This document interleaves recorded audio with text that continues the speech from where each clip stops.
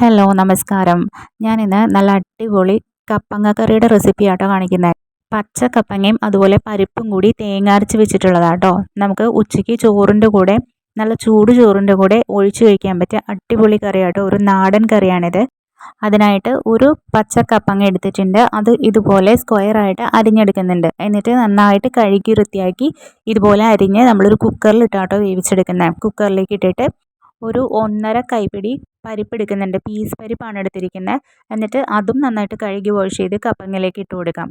അതുപോലെ ഇതിലേക്ക് ഞാൻ 2 വലിയ ഗ്ലാസ് വെള്ളം ഒഴിക്കുന്നുണ്ട് കേട്ടോ. കാരണം പരിപ്പ് വേവാത്തതല്ലേ, അപ്പോൾ പരിപ്പും ഇതും കൂടി ഒരുമിച്ച് വേവിക്കുന്നതുകൊണ്ട് വെള്ളം ഇച്ചിരി അധികം കൊടുക്കുന്നുണ്ട്. അതിനുശേഷം ഇതിലേക്ക് ആവശ്യത്തിന് ഉപ്പ് ഇട്ട് കൊടുക്കുക, ഒരു 1/4 ടീസ്പൂൺ മഞ്ഞൾപ്പൊടി ഇട്ട് കൊടുക്കുക, ഒരു 3 പച്ചമുളകും കൂടി ചേർത്തിട്ട് ഇത് കുക്കർ നമ്മൾ അടച്ച് ഗ്യാസിൽ വെക്കുക കേട്ടോ. ഹൈ ഫ്ലെയിമിൽ ഒരു 4-5 വിസിൽ അത്ര വേണ്ടി വരും കേട്ടോ, കാരണം പരിപ്പ് വേകണമല്ലോ. ആ സമയത്ത് നമുക്കിതിലേക്ക് വേണ്ടിയിട്ടുള്ള തേങ്ങ അരയ്ക്കാനുള്ള തേങ്ങ എടുക്കാം. ഒരു കപ്പ് തേങ്ങ എടുത്തിട്ടുണ്ട്. അതിലേക്ക് ചെറിയൊരു കഷ്ണം ഇഞ്ചി, വെളുത്തുള്ളി, അതുപോലെ തന്നെ 1 ടീസ്പൂൺ ജീരകം എടുത്തിട്ടുണ്ട്. പിന്നെ ഒരു 1/4 ടീസ്പൂൺ കൂടി മഞ്ഞൾപ്പൊടി ഇട്ടിട്ടുണ്ട്. ഇച്ചിരി ഉപ്പും കൂടി ഇട്ടിട്ട് നമ്മളിത് വെള്ളം ഒഴിച്ച് നന്നായിട്ട് അരച്ചെടുക്കുക കേട്ടോ. എന്നിട്ട് അത് നമ്മൾ വെന്ത് വന്നിട്ടുള്ള കപ്പങ്ങ പരിപ്പിലോട്ട് ഒഴിച്ചു കൊടുക്കാം.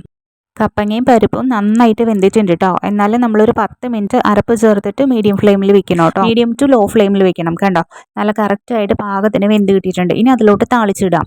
താളിച്ചിട്ടത് വെളിച്ചെണ്ണ ചൂടാക്കി കടുക് പൊട്ടിച്ച് അതിലേക്ക് ഉള്ളി അരിഞ്ഞിട്ട് അതുപോലെ ചതച്ചമുളകും കറിവേപ്പിലയും വറ്റൽമുളകും ഇട്ടു.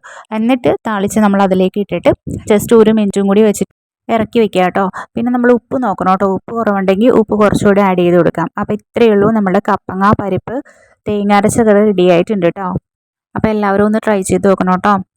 താങ്ക്